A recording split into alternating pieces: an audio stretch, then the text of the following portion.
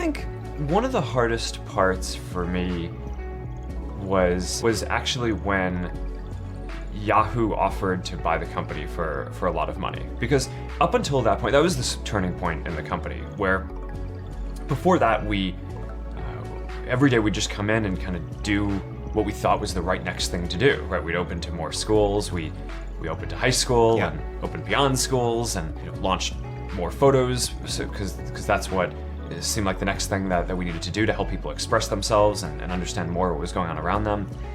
But then, Yahoo came in with this really meaningful offer, right? I mean, $1 billion for. And this was how far into the company? It was a couple of years in, okay. Right? And we had 10 million people using the product at the time, right? So it wasn't as if it were obvious that we were going to succeed far beyond that. And that was the first point where we really had to look at the future and say, wow, is what we're going to build going to actually be so much more meaningful for this? And that caused a lot of interesting conversations in the company and with our investors. And at the end of that, Dustin and I just decided, no, we think that we can actually go connect more than just the 10 million people who are in schools. We can go beyond that and have this really be a successful thing. And we decided to go for it. But that was really stressful because a lot of people really thought that we should sell the company. And for a lot of folks who joined a startup, I feel like at that point I hadn't been very good about communicating that we were trying to go for this mission. Yeah. We just showed up every day and just kind of did what we thought was the right next thing to do. So for a lot of the folks who joined early on, they weren't really aligned with me, right? For them, they joined and, being able to sell a company for $1 billion after a couple of years was like a home run, right? And it is a home run, right? Oh. And that's, I think that's, I get that, but that I think that the fact that I didn't communicate very well about what we were trying to do caused this huge tension. And the part that was painful wasn't turning down the offer. It was the fact that after that, huge amounts of the company quit because they didn't believe in what we were doing.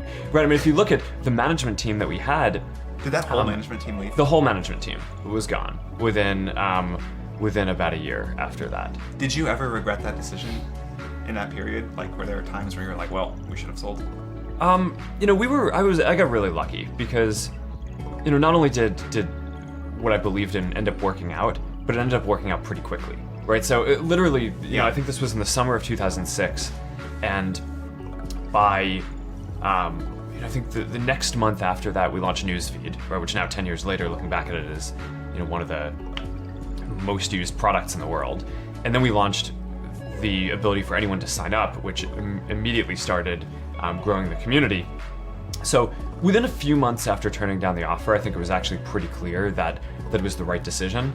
But I think since then there have been much harder decisions that we've had to make, where sometimes you have to bet on something and either bet the direction of the company or bet billions of dollars on something, and it's not going to be clear whether you're right for 5 or 10 years. And that I think actually can end up being much harder than this That's one. What I want. The thing that I was really fascinated by, and always have been, is people, right? And how people work.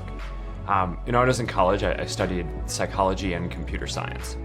And one of the things that you learn when you study psychology is that there are all these parts of the brain which are geared just towards understanding people, right? Understanding language, how to communicate with each other, understanding facial expressions, emotions, processing. Yet when I looked out at the internet, right, in 2004, which is when I was getting started, you can find almost anything else that you wanted, right? You could find news, movies, music, reference materials. But the thing that mattered the most to people, which was other people and like understanding what's going on with them, just wasn't there, right? And I think what was going on was that all that other content was just out there, able to be indexed by, search engines and other services. Yeah. But in order to understand what's going on with people, you needed to build tools that made it so that they could express what was going on with themselves. I wanted to figure out what courses to take, so I built this little website, Course Match, that that just made it so that you could enter what courses you were taking, and you could click on them and see who else was in them, and it did all these correlations, so it told you people who took this course were likely to enjoy this course too. And the thing that just struck me from the beginning is, people would just spend hours clicking through here are the courses that people are taking, and wow, isn't it interesting that this person is interested in these things? And it was just text, right? There was nothing that was like super interesting there, but that just struck me as, people have this deep thirst to understand what's going on with those around them. And there were probably 10 other things like that I built when I was at Harvard before I actually got around to building the first version of Facebook that kind of added a lot of these things together.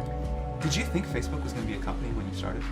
I built the first version of Facebook because it's something that my friends and I wanted to use at Harvard, a directory and a way to connect with the other people around us. And I didn't think at all that it was going to be a company. I remember very specifically the night that we launched the first version. I went out to get pizza with a couple of my friends who now work here, and I remember really clearly we were talking about how one day we thought that someone was going to build a community like this for the world, and that would be some company, but it clearly wasn't going to be us. I mean, it wasn't even. It didn't even occur.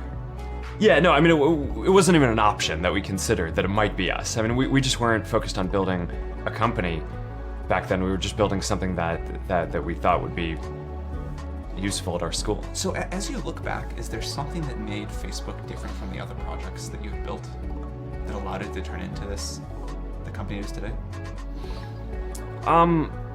Well, for one, I think we kept going, right? So, I mean, the others, I mean, Course Match and just the other different crowdsourced tools, they kind of serve their purpose, and then we were done. Whereas with Facebook, there was just such, people loved it, right? And had such an intensity of using it. I think within a couple of weeks, 2/3 of students at Harvard were using it. And all these other students at MIT and other local universities were writing in asking us if we could open up Facebook at their school. So we kind of just followed that, right? And again, I didn't set out, and my roommates didn't set out to build a service that we were going to turn into a company, but we just kind of followed what people wanted, and that led us to expand it to all these other schools and eventually beyond schools, and to at some point, once we'd hired a bunch of people, we decided to turn it into a company and go for this mission of connecting the world.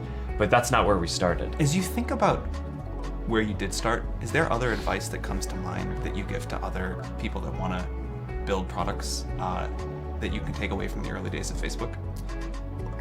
Yeah, I always think that you should start with the problem that you're trying to solve in the world, and not start with deciding that you want to build a company, right? I mean, the best companies that get built are things that are trying to drive some kind of social change, even if it's just local in one place, more than starting out because you want to make a bunch of money or have a lot of people working for you or build some company in some way. So, I always think that this is kind of a perverse thing about Silicon Valley in a way, which is that, people decide often that they want to start a company before they even decide what they want to do. And that just feels really backwards to me. And for anyone who's had the experience of actually building a company, that you go through some really hard things along the way. And I think part of what gets you through that is believing in what you're doing and knowing that what you're doing is really delivering a lot of value for people. And that's, I think, how the best companies end up getting made.